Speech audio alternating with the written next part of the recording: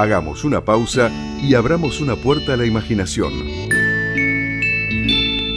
La tarde está en plenitud, tu programa de arte y cultura.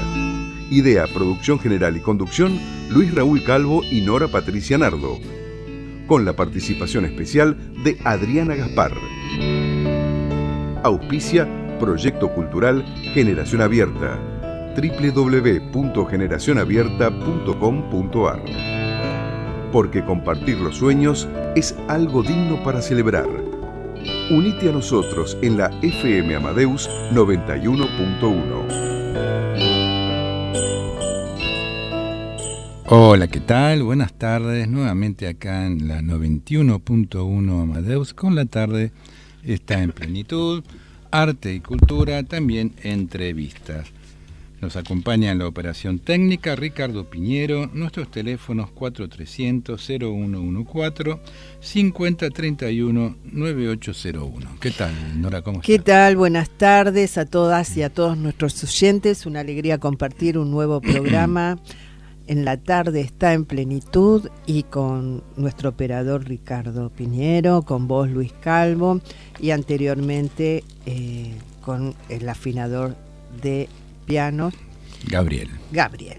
Muy bien. Bueno, primero vamos a invitar a nuestras oyentes y nuestros oyentes porque el próximo martes 5 de septiembre a las 18:45 horas vamos a llevar a cabo el encuentro número 725 del Café Literario y de Arte Antonio Aliberti en Rebochinche Bar, el nuevo lugar donde estamos haciendo nuestros encuentros, que está en la avenida Callao 68. Tenemos una programación variada que incluye Poeta en el Recuerdo. Vamos a recordar al poeta, ensayista, periodista Horacio Salas. En lectura de poesía Rafael Vázquez nos van a acompañar Elena Erimendi, Alfredo Palacio, Karina Paz y el poeta chileno Iván Quesada, que está de paso por nuestro país. Qué bueno, así realmente. Es. En narraciones breves, Susana Aguad, tendremos la presencia de Olga Reni y tendremos un diálogo con el poeta Eduardo Romano.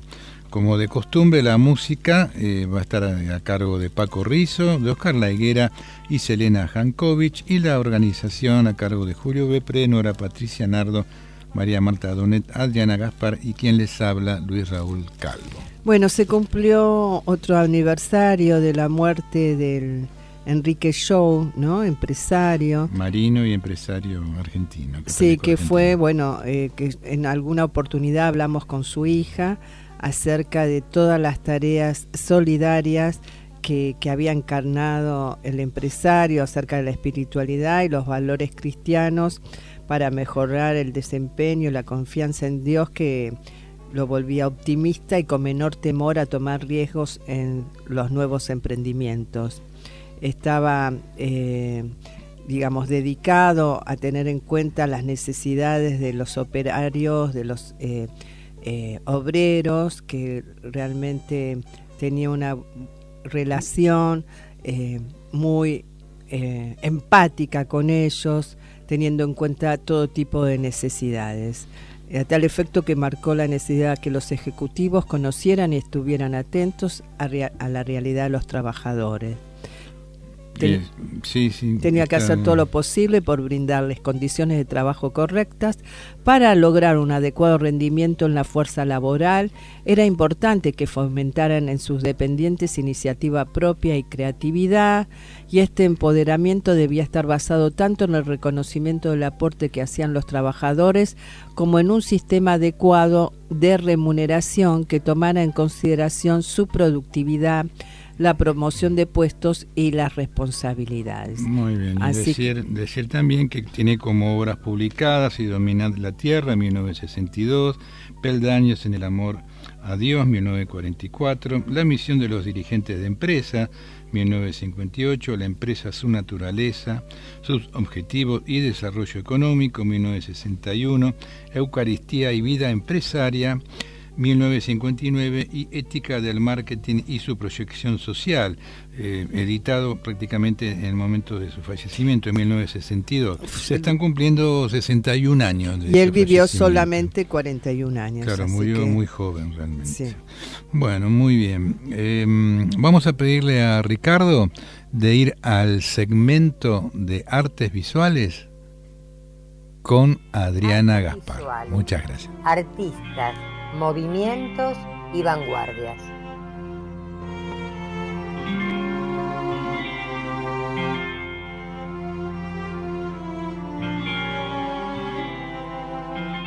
Buenas tardes para toda la audiencia de La Tarde Está en Plenitud, y hoy les voy a hablar de una artista colombiana, María Teresa Hincapié, para ubicarlos en el contexto que le toca vivir. Ella nace en 1956, Bogotá, Colombia. Fue una de las más destacadas artistas en el género de la performance y por supuesto del arte de acción. Podemos decir que su obra en general está planteada a partir del cuerpo, el cuerpo como soporte de obra, con el fin de reflexionar sobre lo sagrado, lo femenino, pero también lo cotidiano. Esta artista fallece en enero de 2008 en Bogotá, Colombia. Es una artista que ha tenido muchísima trayectoria. Fines de la década del 80 obtuvo la mención de honor en la segunda Bienal de Arte del Museo de Arte Moderno de Bogotá por su obra Vitrina. Una cosa es una cosa, fue el primer premio, así llamada la obra, ¿no? Fue el primer premio de uno de los anones de artistas importantes de allá de 1990. La obra fue además parte de importantes muestras en distintas ciudades de Europa, donde obtuvo también diferentes premios. Participó de la Bienal de Venecia en 2 oportunidades. Ella se inicia en el teatro, ¿no? Y a partir de aquí podemos decir que también aparece este origen, esta esencia de trabajar con el cuerpo, ¿no? Como soporte de obra. Ella aprendió con importantes maestros, con el cual se centraba en el manejo del cuerpo, pero sobre todo basándose en la danza y en teatros de diferentes culturas.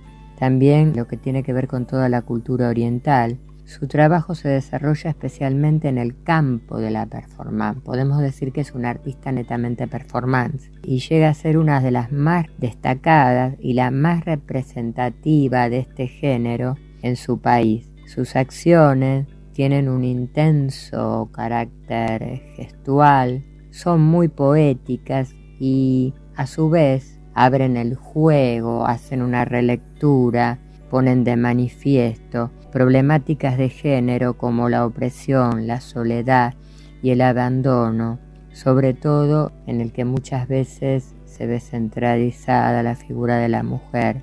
Aquí trabaja con un delicado, riguroso manejo del cuerpo. También ella, cuando trabaja con el cuerpo en toda su obra performática, tiene un sentido muy particular del tiempo, del espacio.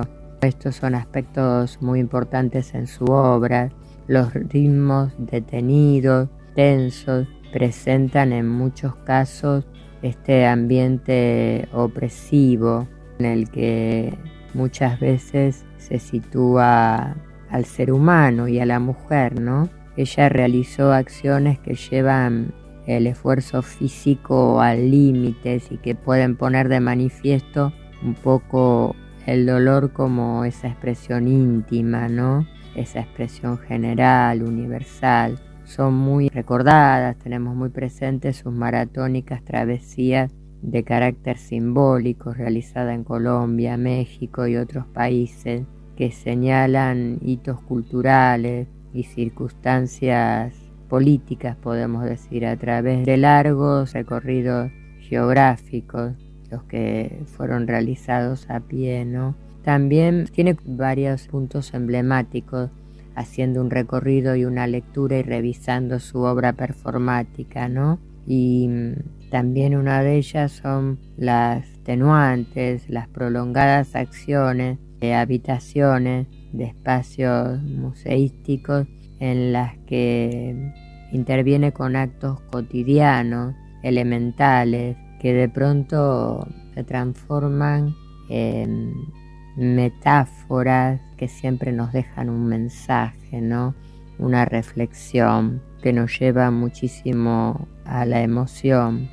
Ella viajó por todo el mundo, Francia, Indonesia, México, India, Japón. Allí estudió teatro experimental, el arte butoh y los ballets más tradicionales también incluso de la India.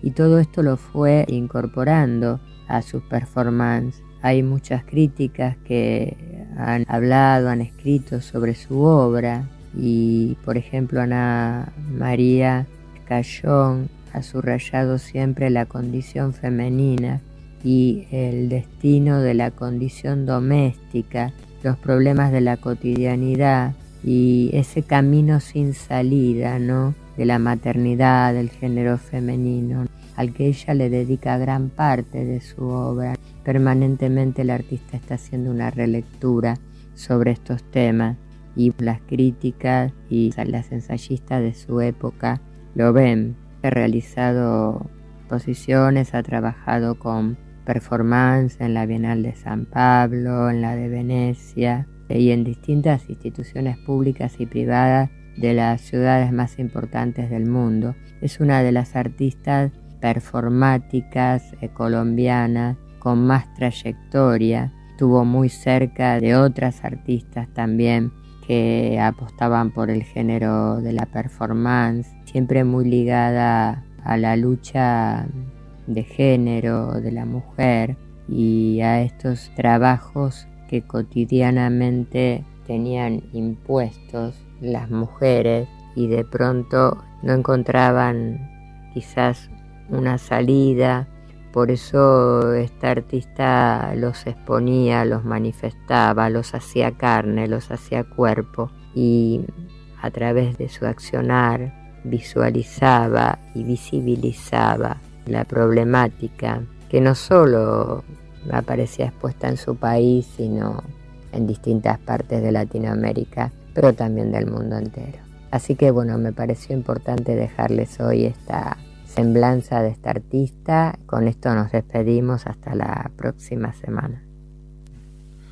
Así estamos nuevamente en nuestro programa. Qué interesante, como siempre, lo que comenta nuestra querida compañera Adriana Gaspar sobre artes visuales. Y bueno, también para recordar que estamos con el país hermano de Colombia, justamente Adriana se estaba refiriendo a las artistas de dicho país. Vamos a ir al primer tema musical. Hoy nos va a acompañar el cantautor colombiano Pablo Gallinazus. Gonzalo Navas Cadena es su nombre real, nacido en 1942, y su nombre artístico es Pablo Gallinazus, cantautor, escritor y poeta colombiano. Estudió Derecho en la Universidad Externada de Colombia y luego teatro. Decíamos que su versatilidad lo llevó a incursionar también en la parte literaria, aparte de la parte musical, y también como narrador y también como poeta. Tiene un compromiso muy importante social en sus letras, ¿no? Claro, sí, es un cantautor nato, digamos, sí. ¿No?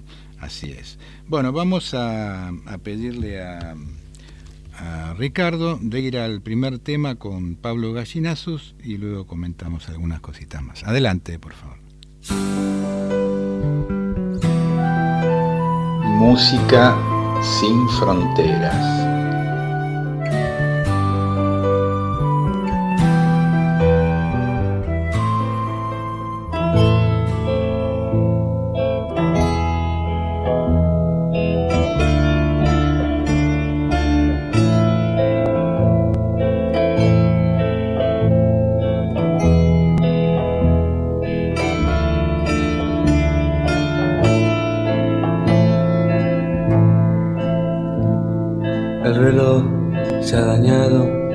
pero el hambre despierta.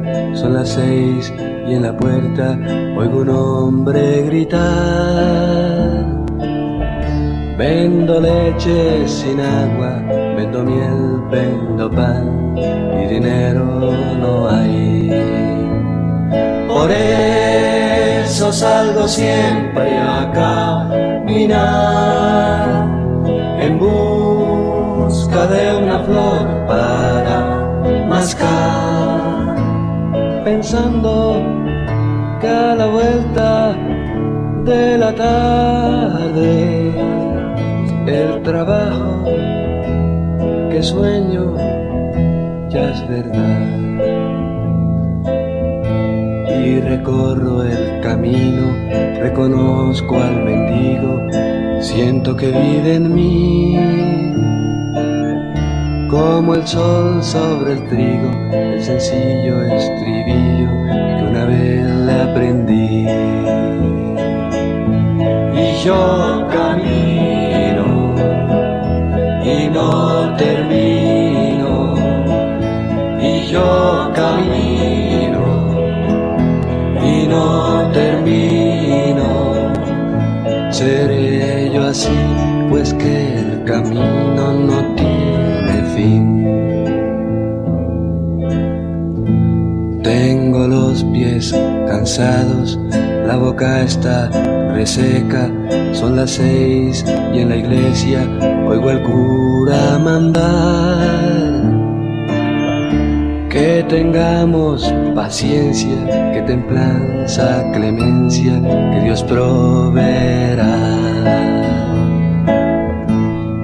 Por eso salgo siempre a caminar en busca de una flor para mascar, pensando que a la vuelta de la tarde el trabajo que sueño ya es verdad.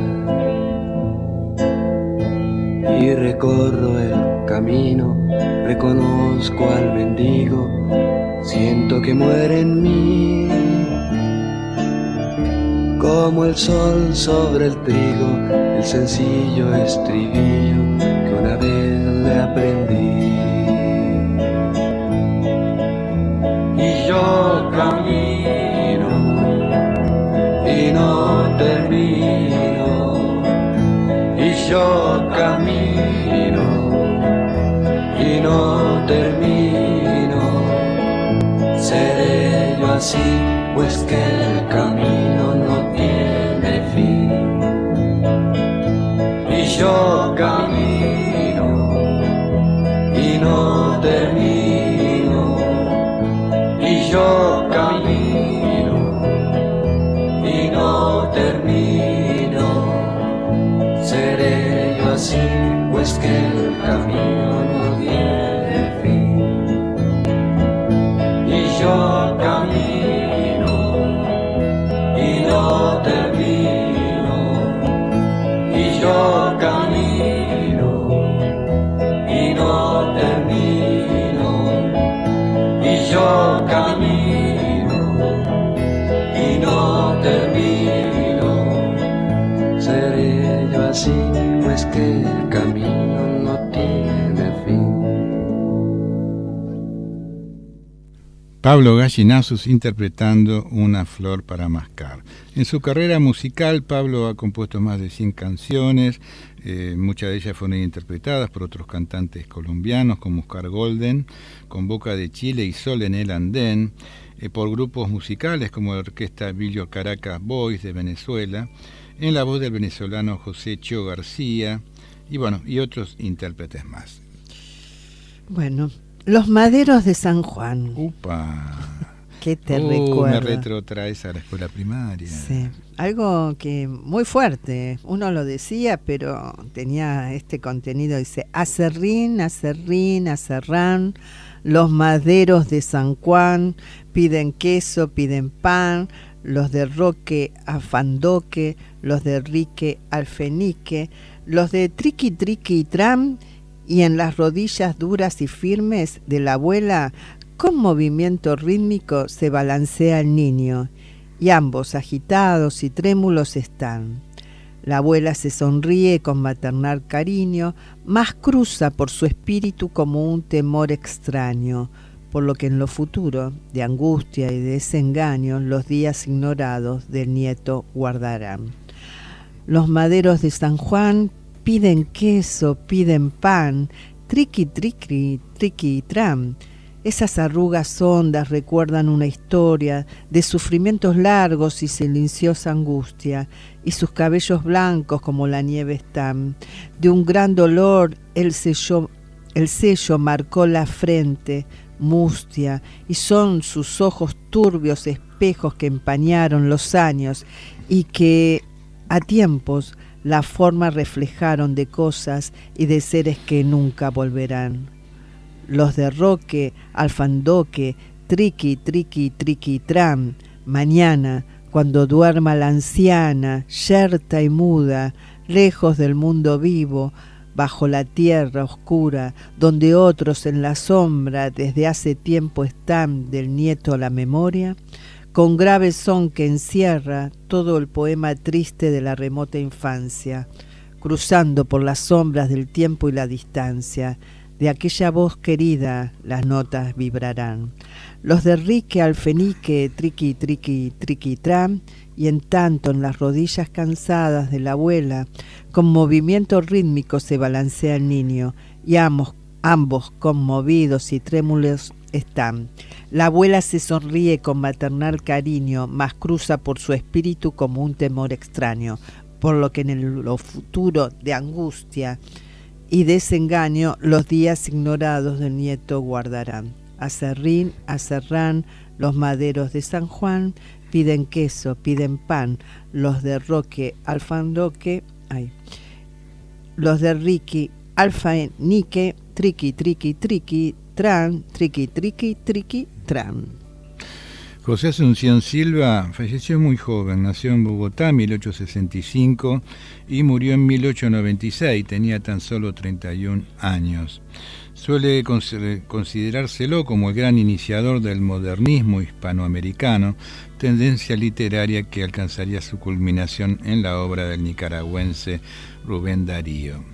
Dotado de una gran sensibilidad humana y artística y de una notable inteligencia, tuvo una formación literaria precoz, resultado de un ambiente familiar cultivado y creativo. José Asunción Silva era hijo del escritor, costumbrista y acomodado comerciante Ricardo Silva, un hombre elegante, de refinado gusto y descendiente de aristócratas granadinos emparentados con el general Francisco de Paula Santander. Doña Vicenta Gómez, hermosa dama bogotana y madre del poeta, era hija del diputado Vicente Antonio Gómez Restrepo, quien desempeñó importantes labores en los primeros años de la República de la Nueva Granada y falleció tempranamente. De los hijos del matrimonio Silva Gómez solo llegaron a edad adulta José Asunción, Elvira y Julia. Bueno, algo que sin duda marcó su infancia y juventud fueron las tertulias literarias que su padre organizaba bien en la casona del barrio de la Catedral, bien en el almacén dedicado a la venta de objetos suntuosos. A estas tertulias asistían no solo miembros del grupo El Mosaico, escritores costumbristas como José Manuel Marroquín, José María Vergara y Vergara, Salvador Camacho Roldán, Ricardo Carrasquilla y José David Guarín, entre otros, sino también las amistades que don Ricardo Silva cultivaba dentro de la política. Radical sin fanatismo, fue amigo de José María Samper, Rufino José Cuervo y su hermano Ángel, Jorge Isaac, Francisco Saldúa y Teodoro Valenzuela. Arts. El verso es vaso santo, poned en él tan solo un pensamiento puro, en cuyo fondo bullan hirvientes las imágenes, como burbujas de oro de un viejo vino oscuro. Allí, verted las flores que en la continua lucha ajó del mundo el frío, recuerdos deliciosos de tiempos que no vuelven, y nardos empapados en gotas de rocío, para que la existencia mísera se embalsame, cual de una esencia ignota, quemándose en el fuego del alma enternecida de aquel supremo bálsamo. Basta una sola gota. A los 16 años parece ser que tuvo su primer amor, al menos así se intuye en 2 de sus poemas, pues bien como es sabido en este campo mostró siempre el más caballeroso y férreo mutismo. La vida amorosa del poeta es un misterio siempre acompañado de los más disparatados rumores, que van desde aspectos más simples hasta aspectos más complejos, ¿no?, en la vida de este gran poeta colombiano. ¿Cerramos con otro poema? Ok, Taller moderno. Por el aire del cuarto, saturado de un olor de vejeces peregrino, del crepúsculo el rayo vespertino va a destenir los muebles de brocado. El piano está del caballete al lado y de un busto del Dante el perfil fino. Del arabesco azul de un jarrón chino medio oculta el dibujo complicado. Junto al rojizo orín de una armadura hay un viejo retablo donde inquieta brilla la luz del marco en la moldura. Y parecen clamar por un poeta que improvise del cuarto la pintura, las manchas de color de la paleta. Este poema, ¿no?, se presenta en la forma clásica del soneto, caracterizado por 2 cuartetos y 2 tercetos con versos en decasílabos. Aunque Silva es un poeta modernista, es también reconocido por ser un pensador crítico de sí mismo y de sus contemporáneos. Por medio de la sátira y el humor, crea un distanciamiento que permite evaluar con mirada crítica la estética modernista que desarrollaban algunos y que se puede ver, entre otros, en el libro azul del nicaragüense Rubén Darío. Claro, como señalábamos antes. Muy bien. Bueno, vamos a ir a otro tema musical con Pablo Gallinazus. Adelante, Ricardo.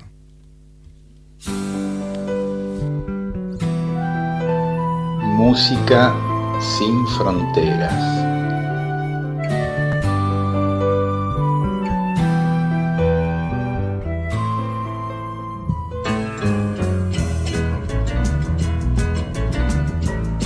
Y ahora en rock and roll, que es de aquí,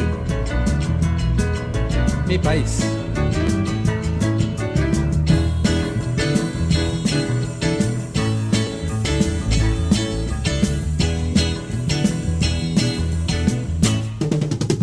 Con un poco de humor vamos a reír de la situación de nuestro país. Con un poco de humor y un pañuelo en la mano vamos a reír de la situación de mi país. Ni grande ni chico es mi país, se habla el español, se come maíz. Así adivina tú cuál es mi país. Hay 10 policías por cada estudiante y hay un estudiante por 1000 ignorantes. Así adivina tú cuál es mi país. Con un poco de humor viene la pista 2. Las señoras de aquí se dividen en 2. Las señoras y las que no lo son. Las señoras van a mercar y las que no lo son les venden su pan. Así adivina tú cuál es mi país. Con un poco de humor viene la pista 3. Los señores de aquí se dividen en 3. Los señores, los apenas señores y usted. Los primeros are living en el barrio de moda. Los segundos habitan casa de clase 2. Y los últimos, los que nunca lo son los que hacen las casas, canciones y cosas para los otros 2. Así adivina tú cuál es mi país. Y si no adivinas... Pablo Gallinazos en este tema, Mi País. Bueno, hace poquito se llevó a cabo una nueva edición, la 13ª, del Festival Latinoamericano de Poesía en el Centro de la Cooperación Floreal Gorini, que está en la avenida Corrientes 1543, y tenemos el gusto de poder conversar con el director de la parte artística de este hermoso lugar, el poeta Juano Villafañe. ¿Qué tal, Juano? Buenas tardes. ¿Qué tal? Muy buenas tardes, muchísimas gracias por comunicarse conmigo. No, por favor, es un gusto. Bueno, estamos acá con Nora, haciendo La Tarde Está en Plenitud, y en principio queríamos preguntarte, porque bueno, este festival ya se ha convertido en un festival emblemático de poesía en nuestro país y en particular en la Ciudad Autónoma de Buenos Aires, ¿no? Un poquito, ¿qué conclusiones han sacado acerca de esta nueva edición, Juano?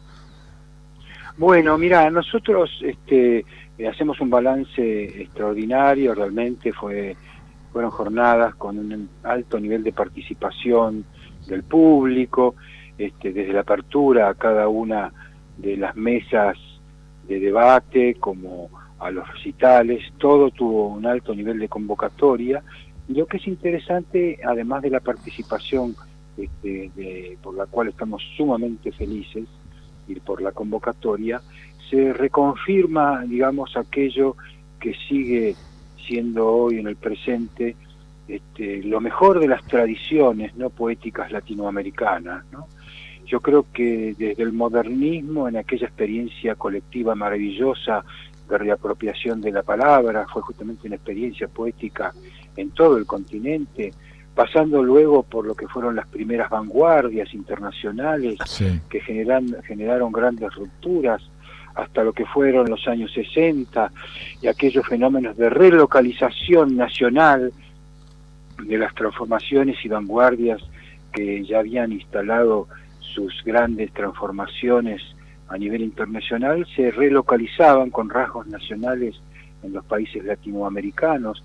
Acá nos tocó vivir el fenómeno del coloquialismo, bueno, en Colombia el nadaísmo, en fin, sí, una serie de expresiones que también adquirieron mucha importancia y se fueron proyectando sobre los años 80 y 90 hasta fin de siglo y hasta llegar hasta la actualidad, ¿no es cierto?, donde hay una enorme diversidad de poéticas, de micropoéticas, una suerte de canon imposible, no hay dominantes, por lo tanto, en esa diversidad de estilos, de poéticas, de micropoéticas, de poéticas de autor, hay una gran riqueza que retoma, como te decía, lo mejor de las tradiciones latinoamericanas y se instala nuevamente en esta enorme y gran diversidad, asociadas, por supuesto, al tema de las nuevas tecnologías que ofrecen su aporte también para la difusión poética, ¿no? Por supuesto. Es muy interesante lo que decís, ¿no? También te está relacionado quizás, bueno, por tu lugar que ocupás en el Centro Cultural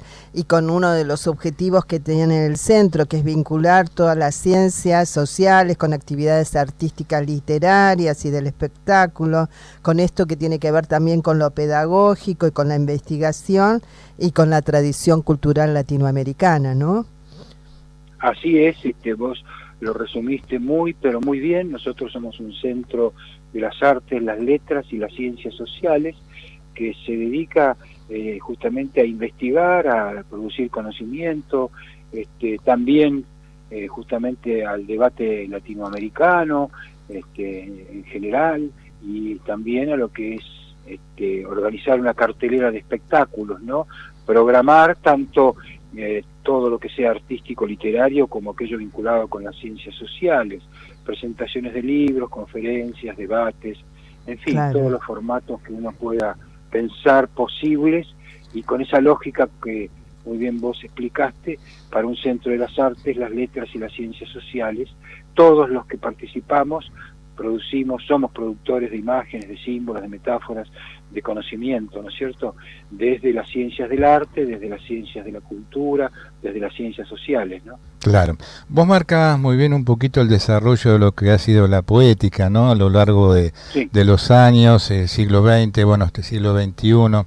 ¿Cómo notás? Porque, bueno, Estuvimos en presencia de épocas donde había vanguardias muy fuertes, ¿no? Cada una de las cuales iba tratando de romper un poquito la hegemonía de la cultura poética oficial del momento, y se iba tratando de instalar, ¿no? Y ahora, como bien decías vos, se da un contexto diferente, ¿no? Ya hace unos cuantos años, en la cual un poco con la desaparición justamente de estas vanguardias típicas del siglo XX, nos encontramos con poéticas heterogéneas, digamos, conviviendo en un mismo tiempo histórico, ¿no? Exacto, ¿Cómo lo pensás vos? Porque aquello era muy interesante desde el punto de vista que, por un lado, produjo el crecimiento, ¿no?, del arte, porque nos dio la posibilidad de ir avanzando hacia otras estéticas y no quedarnos con la que estaba instalada, ¿no? En estos momentos estamos en un momento en el cual confluyen, ¿no? En un mismo momento. Bueno, yo creo que en primer lugar ya las vanguardias forman parte de la tradición, ¿no es cierto? Claro. Y yo creo que al presente hay que darle justamente lo mejor de la tradición y seguirnos reapropiando de lo mejor que generaron las vanguardias, ¿no es cierto?, y las rupturas en las condiciones actuales. Esta diversidad de poéticas, a su vez, de micropoéticas y poéticas de autor, es a su vez una gran riqueza que se genera, o sea, se multiplica la riqueza de lo poético en esa propia diversidad, ¿no es cierto?, o sea que tiene un gran valor. A lo que se agregan nuevos debates contemporáneos, nuevos debates como tienen que ver el fenómeno de las nuevas tecnologías, ¿no es cierto?, la inteligencia artificial. Si vos te fijás, nosotros nos formamos fundamentalmente en relación a la poesía, a las imágenes, a las metáforas, asumiendo que estaban destinadas fundamentalmente al valor de uso, al valor del placer, al valor de la lectura. Pero hoy también las imágenes, las palabras, las metáforas también tienen un valor de cambio, ¿no es cierto? Las palabras en los buscadores, en los motores de búsqueda se venden, ¿no? Las imágenes tienen un valor, las metáforas tienen un valor, los relatos literarios tienen un valor. Hasta se ha replanteado justamente en este mundo contemporáneo las lógicas de los derechos de autor, ¿no es cierto? Que también están asociados a las redes. Por lo tanto, está el multiplicador que ofrece esta gran diversidad de estilos, de poéticas de autor, asociados al multiplicador que ofrecen las redes. De alguna manera, si uno quisiera ser crítico, podría hablar de una gran inflación literaria, ¿no? Lo que ha modificado los campos de legitimidad de lo poético, al menos de la manera en la que nosotros estábamos acostumbrados, pero igual sigue siendo, por lo que uno observa desde la experiencia de los festivales, el ritual de lo poético, el ritual de la palabra oral, ¿no?, de la comunicación en tiempo presente absoluto, muy importante. O sea, no hay forma de reemplazar el contacto de la palabra, de la acción artística, si no es de manera presencial, como el punto de mayor relación con lo afectivo, ¿no?, que tiene el arte. Así que existen multiplicadores en las redes, bienvenidos, debates para hacer a propósito de la soberanía digital y el comercio electrónico, debates sobre los temas de los derechos de autor, pero se sigue conviviendo, ¿no?, entre el mundo virtual y el mundo presencial, y no hay forma de que el mundo presencial sea suspendido bajo ningún punto de vista. Sigue siendo el lugar por excelencia del encuentro más afectivo, más profundo de lo poético, ¿no? Por supuesto. El año pasado tuve la posibilidad que ustedes me invitaron para participar, fue la 12ª edición del Festival de Poesía, ¿no? Y un poco esto que vos decías, yo lo viví en carne propia porque justamente me tocó estar en una mesa en la cual había poetas de diferentes partes del mundo y justamente pude notar esta confluencia de diferentes estéticas, ¿no?, de cada autor que me acompañó en la mesa y después en otro encuentro en el cual yo participé como oyente, lo cual, bueno, nos permite por un lado también poder convivir con esas diferentes raíces y costumbres, ¿no? Lo que implica cada país y lo que ese poeta, ¿no es cierto?, arroja en un texto poético acerca del lugar en el cual nació, ¿no es cierto?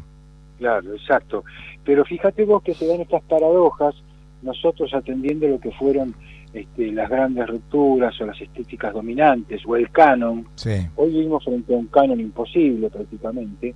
Inclusive no hay movimientos sincrónicos necesariamente, sino hay una gran asincronía, inclusive en tiempos y en formas de desarrollo. Vos fíjate que en algunos países latinoamericanos, inclusive el modernismo, la retórica del verso rimado, sigue siendo un lugar posible, sí. ¿no? O sea que lo que ha permitido este nuevo fenómeno en el siglo en el que vivimos es retomar las tradiciones desde las maneras más abarcativas posibles y a su vez también generar nuevos relatos poéticos, ¿no? Es interesante, ¿no? Sí, Entonces, sí, muy que puedan interesante. convivir las tradiciones del modernismo, de las primeras vanguardias internacionales como el surrealismo, el creacionismo o el invencionismo, y luego lo que pueden ser los segundos movimientos de las vanguardias que se dieron en América Latina, con el techo de la ballena en Venezuela, el corno emplumado en México, los ánsicos en Ecuador, el coloquialismo en la Argentina, y que a su vez hoy aquellas tradiciones del modernismo, de las vanguardias internacionales, de los movimientos de transformación latinoamericano en los 60, estén hoy presentes, ¿no? En esa diversidad.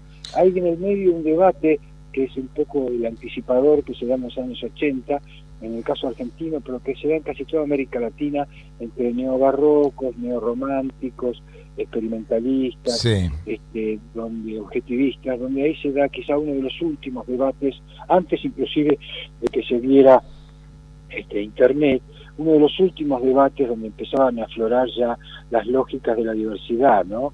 Porque, bueno, no había una ortodoxia, había poetas que eran atravesados por el barroco, como por el romanticismo, como por el realismo, como por el objetivismo, no había tampoco en ese debate una pureza de estilos, o sea que ahí ya empezó a expresarse esta gran diversidad. Claro, fue como un punto de ruptura, es verdad, sí, totalmente. Sí, señor, sí. Sí. Y hoy ya tiene...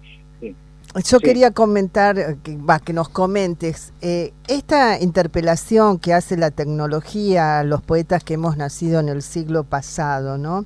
¿Cómo, qué interpela a los jóvenes poetas de hoy? ¿Qué pensamiento crítico hay en ellos? ¿Qué vos que tenés esta mirada tan... Bueno, exacto, está muy buena la pregunta. Es por la naturaleza misma de lo que implica el fenómeno creador y de la creación de la palabra o la búsqueda de la palabra. Digamos, de alguna manera el poeta crea una nueva lengua dentro de la lengua y crea un nuevo relato poético, una nueva ficción a propósito de la experiencia poética diversa que pueda tener cada escritor. Por lo tanto, el acto original de la escritura es como irrenunciable. Por lo tanto, las inteligencias artificiales tienen ciertas limitaciones, porque inclusive hemos visto como en algunos casos, y a propósito de algunos autores o de literatos, cuando uno le hace algunas consultas a la máquina responde pero de manera deficitaria. Entonces cuando vos decís, pero mirá, acá te está faltando esta lógica, este otro criterio, la máquina pide disculpas, se retracta y dice, bueno, vamos a tratar de mejorar. Todavía no estoy en condiciones, ¿no? Claro, pero yo creo que no van a estar nunca en condiciones porque justamente es artificial, ¿no es cierto? Ahora, seguramente va a ayudar a ciertas lógicas de un discurso más racional o más cientificista a resolver algunos panoramas, ¿no? Como lo han hecho las redes, que tampoco las redes necesariamente son por sí mismas transmisoras de lectura de lo poético de manera descomunal.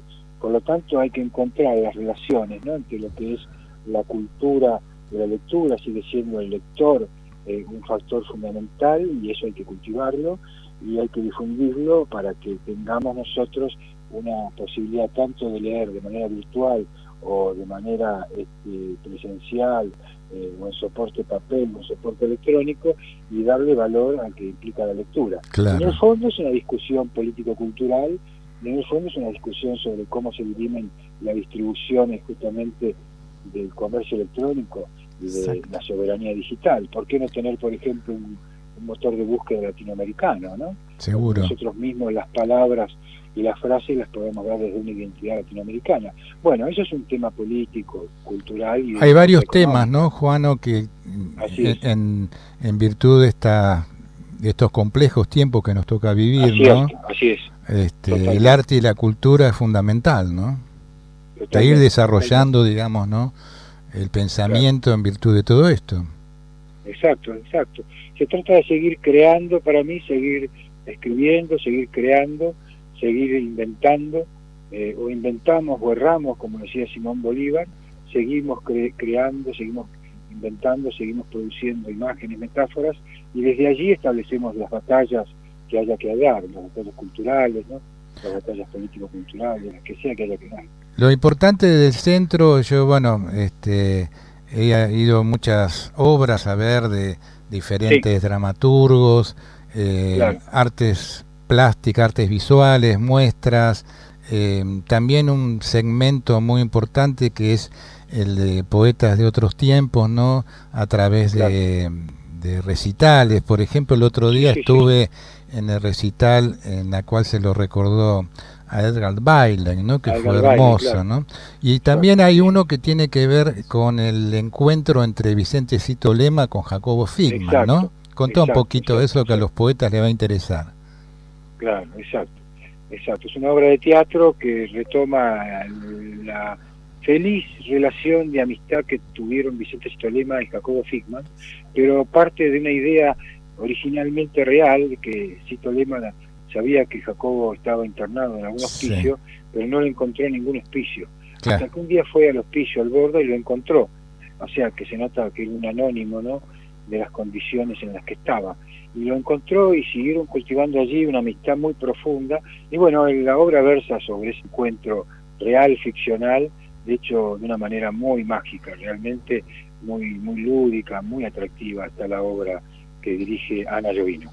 Fantástico. Bueno, sé que tenés que irte a un encuentro, así que te vamos a liberar. Claro. Te agradecemos muchísimo y bueno, ya en otro momento seguiremos charlando, ¿Cómo no? Juano? Seguiremos charlando, cómo no, cuando ustedes deseen, quieran hacerlo, seguiremos charlando, cómo no. Les mando un gran abrazo. Un gran abrazo. Muchas gracias por comunicarse. No, por favor, gracias a vos, Que sigas muy bien, Juan. Hasta luego.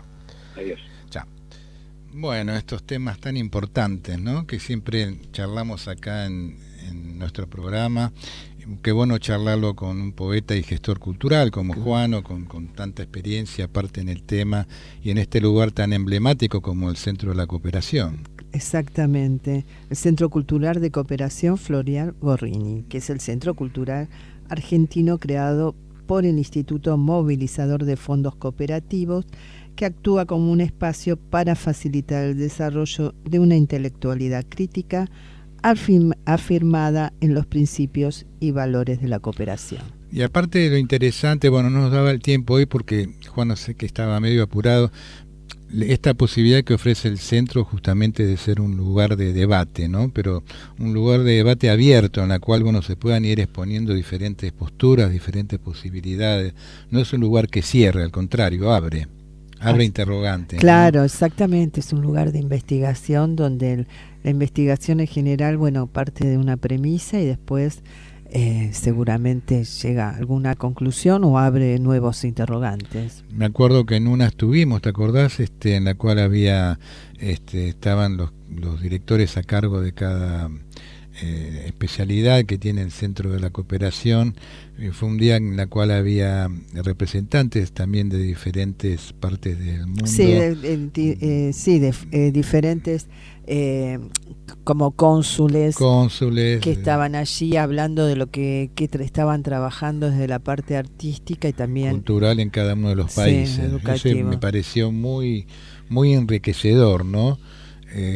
Lo que surgió de aquella charla que se estableció, que no hace mucho de esto. No, fue el año pasado, fue un diálogo muy interesante. El diálogo digo porque estaban los panelistas, se exponían y luego estaba abierto al público a poder conversar con ellos y bueno, uno en realidad tener más conocimiento de lo que sucede y en cada uno de los países que participaron. Y justamente y las problemáticas, cada uno va manifestando, ¿no? Algunas eran compartidas, ¿no? Sí. en general algunas compartían estas problemáticas que tenían que ver con lo cultural, que tenían que ver con los presupuestos destinados a cosas independientes, ¿no es cierto?, a actividades independientes, si se podían realizar o no, cómo se iba moviendo esto de acuerdo. Cómo poder abordarlos, ¿no? También claro. Planteaban otros cómo poder abordar frente a estas problemáticas, ¿no? Un proyecto cultural con de pronto un presupuesto más bien escaso, ¿no? Así es, fue muy interesante escuchar, o sea, que lo que queremos decir que hay diversidad de temas que uno puede acercarse en forma, digamos, gratuita también, ¿no es cierto? Así es. Participar y bueno, y aprender. Muy bien, vamos a ir a otro tema musical, Ricardo, con Pablus Gallinazos. Adelante. Música sin fronteras.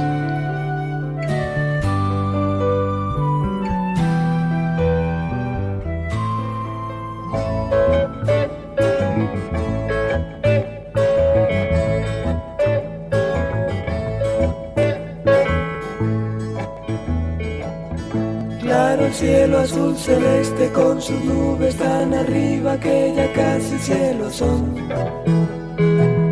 Silba el viento entre las ramas del cerezo del que nunca recogimos una flor. Pero el niño junto al perro me acompaña en su silencio mientras para los recuerdos de una historia verdadera canto yo. Claro el cielo azul celeste con sus nubes tan arriba que ya casi cielo son. Verde oscuro el alto abeto desde donde por las tardes con las manos por canasta recogemos los escasos rayos del avaro sol. Cuando el humo de la hoguera en que hacemos la comida sube gris por la tronera del buitrón. Pienso entonces que es comida hoy tan solo para dos. Y te ha reemplazado el perro que tiene los ojos tristes como yo. No queremos que tú vengas esta tarde, pues la casa está muy sucia aunque el niño la barrió. Y al jardín le está creciendo mala hierba y la manguera cada vez se rompe más con el calor. Cuando yo me haya marchado, ven a ver lo que ha quedado de lo lindo que teníamos los dos. Y detente en el cerezo que está seco y casi muerto, como yo. Y detente en el cerezo que está seco y casi muerto, como yo. Claro el cielo azul celeste en la voz de Pablo Gallinazos. Qué bueno, ¿no? Escucharlo, qué bueno escuchar estas canciones que también muestran un poco lo que pasa en Colombia, ¿no? Cuáles son los motivos que mueven a los cantautores a tener poder en cuenta crear, para ¿no? sus Que letras, crear su para obra. creer. Bueno, volvemos a repetir que el Café Literario de Arte Antonio Aliberti está cumpliendo 34 años y que vamos desde 1989 en adelante apoyando a los creadores. Esta vez vamos a hacer nuestro encuentro el martes 5 de septiembre 2023, 18:45 horas, el encuentro número 725 en Rebochinche Bar Callao 68. Poeta en el recuerdo, Horacio Salas. Lectura de poesía, Rafael Vázquez, Elena Eremendi, Alfredo Palacio, Karina Paz, Iván Quesada de Chile. Narraciones breves, Susana Watt, Olga Reni. Diálogo con el poeta Eduardo Romano. La música de Paco Rizos, Carla Higueras, Elena Jankovic. Los organizadores Luis Raúl Calvo, Julio Bepré, María Marta Donet, Adriana Gaspar. La dirección general de Luis Raúl Calvo. Y decir también que soy parte de la organización, pero todo esto lo pueden encontrar en www.generacionabierta.com.ar. Todas las actividades están allí subidas y también todo lo que sea los audios también en nuestro canal de YouTube Generación Abierta. La suscripción es gratuita. Muy bien, nos tenemos leyendo. Le agradecemos a Ricardo Piñero por todo su apoyo y colaboración en la parte técnica y nos reencontramos, si Dios quiere, el próximo miércoles a las 17 horas con La Tarde Está en Plenitud acá en la FM 91.1 Amadeus. Muchas gracias.